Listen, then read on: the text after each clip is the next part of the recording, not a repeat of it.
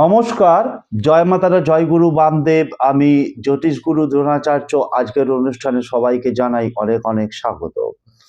পৃথিবীর যে প্রান্ত থেকে অনুষ্ঠান দেখো না কেন, আশা করি মা তারা, বাবা গুরু বামদেবের আশীর্বাদে প্রত্যেকে ভালো আছো, সুখে আছো, শান্তিতে আছো। এই দর্শক বন্ধু, তার কারণ হচ্ছে ভালো থাকার, সুখে থাকার, আনন্দে থাকার আরেক নাম হচ্ছে জ্যোতিষ গুরু দ্রোণাচার্যের অনুষ্ঠান। দর্শক বন্ধু, আমি আমার প্রত্যেকটা ভিডিওতে বলে থাকি বেদ, বেদান্ত, গীতা, পুরাণ, উপনিষদ, চণ্ডী, গীতা, লাল কিতাবের মতো বিভিন্ন বড় বড় ধর্মগ্রন্থ থেকে রিসার্চ করা, গবেষণা করা তন্ত্র, মন্ত্র, টোটকা, প্রয়োগ পদ্ধতি, কৌশল আমি তোমাদের হাতে তুলে দিই। আর কি বলি, তোমাদের বেঁচে থাকার রসদ আমি তুলে দিই। দর্শক বন্ধু, আজকের সাবজেক্ট হচ্ছে আগামী 14ই জানুয়ারি 2026 বুধবার, বাংলার 29শে পৌষ 1432 সন, পৌষ সংক্রান্তি, যাকে আমরা মকর সংক্রান্তিও বলে থাকি। এই পৌষ সংক্রান্তি কিংবা মকর সংক্রান্তি এমন একটি দিন আমাদের কাছে অত্যন্ত একটি গুরুত্বপূর্ণ শুভ দিন। এই দিনটাতে আমরা ঠাকুর দেবতার পুজো, বিশেষত আমাদের শাস্ত্রে যে অষ্টলক্ষ্মীর কথা উল্লেখ করা রয়েছে, এই অষ্টলক্ষ্মীর মধ্যে ধান্যলক্ষ্মী হচ্ছেন মা লক্ষ্মীর একটি রূপ।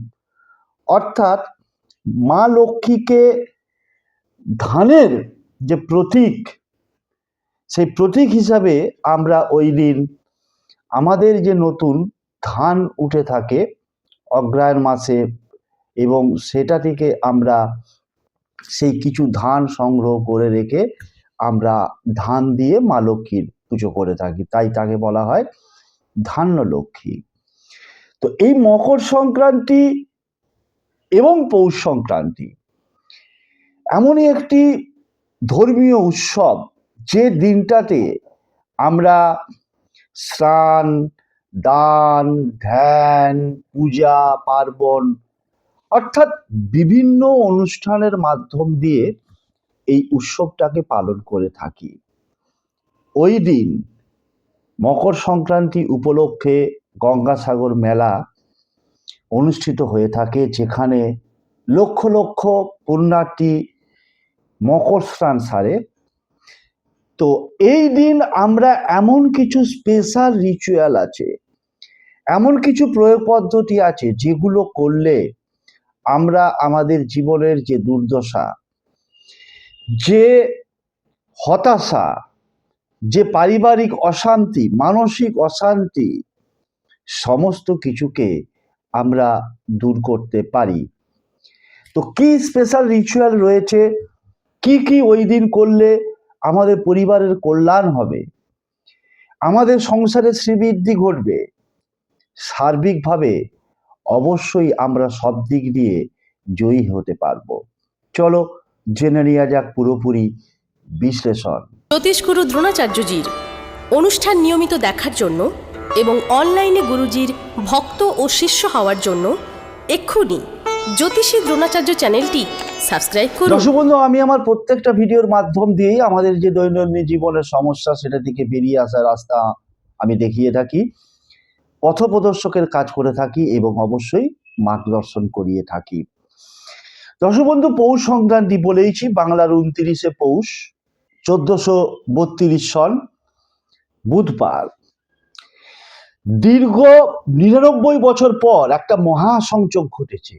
তার কারণ হচ্ছে এই বছর মকর সংক্রান্তি পড়েছে বুধবার, এবং মকর সংক্রান্তির দিন ছটতিলা একাদশী, ইংরাজি বছরের প্রথম একাদশী, কৃষ্ণপক্ষের একাদশী তিথি ছটতিলা একাদশী। সুতরাং এমন কিছু নিয়ম বলবো, যে নিয়মগুলো পালন করতে পারলে সার্বিকভাবে তোমাদের সকল বাধাবিঘ্ন দূর হবে, সাংসারিক উন্নতি হবে, শ্রীবৃদ্ধি ঘটবে, আর্থিক সমস্যা দূর হবে, পারিবারিক দ্বন্দ্ব, কলহ, বিবাদ চিরতরে তোমাদের কাছ থেকে দূরে সরে যাবে। দর্শক বন্ধু, পৌষ সংক্রান্তিকে আমরা মকর সংক্রান্তি কেন বলি? তার কারণ হচ্ছে এই সৌর মাস অনুযায়ী রবি অর্থাৎ সূর্য ওই দিন, কবে? বাংলার 29শে পৌষ, ইংরাজির 14ই জানুয়ারি বুধবার, ধনু রাশি থেকে মকর রাশিতে যাচ্ছে। মকর রাশি শনির রাশি, শনির সঙ্গে রবির পিতা পুত্রের সম্পর্ক, কিন্তু সম্পর্কটা অত্যন্ত খারাপ, যাকে বলে চুরিকাটারির সম্পর্ক। তবুও শাস্ত্র বলছে, আমাদের জ্যোতিষ শাস্ত্র, যে শনি যতই পুত্র এবং রবি পিতা হোক, দুজনের সম্পর্ক যতই খারাপ হোক না কেন, রবি মকর রাশিতে অত্যন্ত মানসিক শান্তি লাভ করে থাকে। ওই দিন দুপুর 3:13 রবি মকর রাশিতে প্রবেশ করছে। সুতরাং বলবো, প্রথম কিছু নিয়মের কথা বলবো, যে নিয়মানুবর্তিতা তোমরা যদি পালন করতে পারো, তাহলে তোমাদের জীবনের সার্বিকভাবে মঙ্গল অবশ্যই হবে। কি নিয়মানুবর্তিতা? প্রথম কথা হচ্ছে যে ওই দিন যেহেতু শর্তিলা একাদশী, দর্শক বন্ধু, একাদশী মানেই হচ্ছে সেখানে অন্ন নিষিদ্ধ, অর্থাৎ চাল নিষিদ্ধ। কোনো দেবদেবীকে চাল বলো, চাল থেকেই অন্ন হয়, চাল থেকেই পরমান্ন হয়। এবং ওই দিনটা আমরা সাধারণত মা লক্ষ্মীর পুজো করে থাকি, এবং মা লক্ষ্মী মানে হচ্ছে ভগবান বিষ্ণু, যেহেতু একাদশী তিথির মানে হচ্ছে বিষ্ণুর উপাসনার দিন।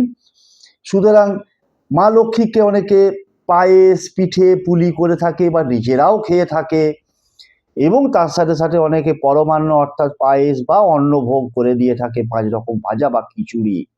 না, ওই দিনটা অনেক অনেক প্রদেশেই ভারতবর্ষের খিচুড়ি দিন হিসেবে পালন করে থাকে। তার কারণে খিচুড়ি খেয়ে থাকে, খিচুড়ি প্রসাদ হিসেবে বিতরণ করে থাকে গরিব মানুষদের মধ্যে। বলেইছি যে স্নান, দান, ধ্যান, পুজো পার্বণ এইগুলোর মাধ্যম দিয়ে আমরা দিনটাকে উদযাপন করে থাকি। তো সুতরাং ওই দিন শর্তিলা একাদশীটা সন্ধ্যা 6:24 পর্যন্ত থাকছে। সুতরাং শাস্ত্র বলছে ওই দিন আমরা ঠাকুর দেবতাকে তো দেবই না, উল্টে যদি আমরা খিচুড়ি বলো, পায়েস বলো, পিঠে বলো, অন্ন বলো, যাই বলো না কেন, ঠাকুর দেবতাকে তো দেবই না। এবং আমরাও যদি এই জিনিসগুলো গ্রহণ না করি, সার্বিকভাবে আমাদের মঙ্গল অবশ্যই ঘটবে। এবার দর্শক বন্ধু, সত্যি কথা বলতে কোনো দ্বিধা নেই, যে মানবে তার পক্ষে অত্যন্ত ভালো, যে না মানবে সেটা তার একান্ত ব্যক্তিগত ব্যাপার। মানা না মানাটা এগুলো হচ্ছে নিজস্ব একান্ত ব্যক্তিগত ব্যাপার। কিন্তু যেহেতু আমি ভিডিও তৈরি করছি, আমার ভিডিও লক্ষ লক্ষ কোটি কোটি মানুষ দেখবে, তাই স্বাস্থ্যের বিধান, স্বাস্থ্যের কথা উল্লেখ করাটা অবশ্যই দরকার। এবং ওই দিন রবির তেজ প্রখর পরিমাণে থাকবে। তার কারণ হচ্ছে রবি মকর রাশিতে যাচ্ছে। রবির তার যে তেজ সেদিন কিন্তু অমৃত সমান। এবং অনেক জায়গাতেই, ভারতবর্ষের বিভিন্ন জায়গায়, পশ্চিমবঙ্গেরও কিছু কিছু জায়গায় সেদিনকে কিন্তু ঘুড়ি ওড়ানো হয়। এই যে ঘুড়ি ওড়ানোর যে প্রথা, এটা কোথা থেকে এসেছে দর্শক বন্ধু? তার কারণ হচ্ছে ওই দিন অর্থাৎ মকর সংক্রান্তির দিন স্বয়ং রামচন্দ্র কিন্তু ঘুড়ি উড়িয়েছিলেন। সুতরাং সেই দিন থেকেই অনেক জায়গাতেই ঘুড়ি ওড়ানো হয়, এবং বলা হয় যে এই ঘুড়ি ওড়ানোর মাধ্যমে সূর্যের যে প্রখর তেজ সেদিন অমৃত সমান হয়ে যায়। এই সূর্যের তেজ, দর্শক বন্ধু, সূর্যের তেজে ভিটামিন ডি আছে, এটা হচ্ছে বিজ্ঞানসম্মত দিক। সুতরাং ওই দিন অবশ্যই বলবো, যাদের পক্ষে সম্ভব ঘুড়ি ওড়াও, এটাও কিন্তু একটা মাঙ্গলিক কাজ। এরপর যে কথাটা বলবো দর্শক বন্ধু, ওই দিন অর্থাৎ পৌষ সংক্রান্তির দিন তুলসী গাছে জল দেবে না, তুলসী গাছ স্পর্শ করবে না। তার কারণ হচ্ছে ওই দিন শর্তিলা একাদশী। একাদশী তিথিতে তুলসী গাছ ছোঁয়া নিষিদ্ধ, এবং তুলসী গাছে জল দেওয়াও নিষিদ্ধ। যেহেতু ওই দিন শর্তিলা একাদশী তার থাকছে, 6টা 24 মিনিট পর্যন্ত। এই যে মহাসংযোগ, যে কথাটা মাঝখানে বলছেন দর্শক বন্ধু, কেন বলছিলাম যে বুধবার হচ্ছে গণেশের বার। সুতরাং মা লক্ষ্মীর অত্যন্ত প্রিয় হচ্ছে সিদ্ধিদাতা গণেশ। প্রতিদিন বলেইছি যে পৌষ সংক্রান্তি, মকর সংক্রান্তি এমন একটা দিন মা লক্ষ্মীকে ধান্য রূপে পুজো করা হয়, এবং তার সাথে সাথে আমরা এই আনুষ্ঠানিক যে আচারগুলোর কথা বলছি এইগুলো আমরা পালন করে থাকি। কিন্তু 6টা 24 মিনিটে এই সন্ধ্যাবেলায় একাদশীর তিথিটা কেটে যাচ্ছে, কিন্তু আমরা তুলসী তলায় ওই দিন তুলসী গাছটা ছোবো না, কিন্তু পরিষ্কার পরিচ্ছন্ন করে তুলসীর যে মঞ্চ থাকে বা তুলসী গাছ থাকে, তো সেই তুলসী তলায় ওই দিন অবশ্যই একটা ঘিয়ের প্রদীপ এবং তার মধ্যে অবশ্যই ফুলযুক্ত 2টো লবঙ্গ দিয়ে ঘিয়ের প্রদীপটা আমরা তুলসী তলায় জ্বালিয়ে দেব। এবং বাড়ির যে সদর দরজা বা প্রধান দরজা যেটা বলে থাকি, এই প্রধান দরজা বা সদর দরজার দুদিকে একটা একটা করে 2টো সর্ষের তেল, সেটা মাটির প্রদীপ হতে পারে, পেতলের প্রদীপ হতে পারে, যে কোনো ধাতুর প্রদীপ হতে পারে, দুদিকে 2টো অবশ্যই কিন্তু সন্ধ্যাবেলায় আমরা তুলসী তলায় প্রদীপটা যে কোনো সময় দিতে পারবো, ঘিয়ের প্রদীপ।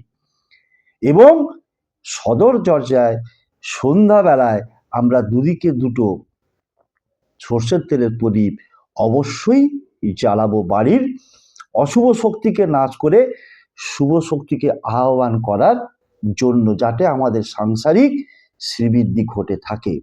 এর সঙ্গে যে কথাটা বলবো দর্শক বন্ধু, যে ওই দিন তোমরা অবশ্যই মানুষকে, দরিদ্র মানুষ যারা সত্যিকারের যাদের প্রয়োজন তাদেরকে, তার কারণ হচ্ছে যেহেতু রবি মকর রাশিতে যাচ্ছে, মকর রাশির অধিপতি হচ্ছেন শনি, গ্রহ মহারাজ।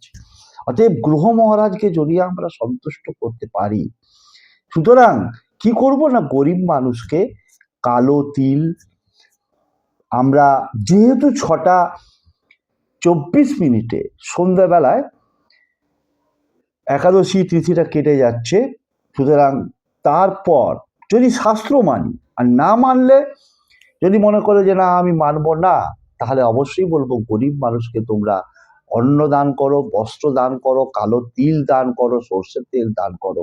এবং ওই দিন কেন বলেছি মহাসংযোগ, তার কারণ হচ্ছে ওই দিন ভগীরথ মা গঙ্গাকে এই ধরিত্রীতে নিয়ে এসেছিল তার পূর্বপুরুষকে উদ্ধার করার জন্য। সেই জন্যই গঙ্গা সাগর মেলায় কোটি কোটি পুণ্যার্থী গঙ্গা স্নান, মকর স্নান করে পুণ্য অর্জন করে। বলছে যে যদি তুমি বাড়ির পাশাপাশি কোনো পুকুর থেকে থাকে, নদী থেকে থাকে, গঙ্গা বা সমুদ্র হলে তো ঠিকই আছে, কিন্তু যারা একদম অসমর্থ বাড়িতে স্নান করুক মা গঙ্গাকে মনে মনে স্মরণ করে, কিন্তু বলছে যে কালো তিল মিশিয়ে যদি ওই দিন তুমি স্নান করো, সেটা বাড়িতেই করো, সেটা নদীতে করো, পুকুরে করো, গঙ্গায় করো, সমুদ্রে করো, কালো তিল মিশিয়ে স্নান করলে, কালো তিল হচ্ছে গ্রহ মহারাজের প্রতীক, তাহলে অশ্বমেধ যজ্ঞের সমান ফল লাভ হয়। এবং দর্শক বন্ধু একটা কথা ভুলে গেলে চলবে না, যে ওই দিন মকর সংক্রান্তির দিন একটা পাত্রে সাদা তিল, কালো তিল, তার অন্য একটা উদ্দেশ্য, আমাদের সৎকর্ম যে আছে এবং যে দশকর্ম তার মধ্যে এই যে বললাম যে ওই দিন তর্পণও অনেকে করে থাকে,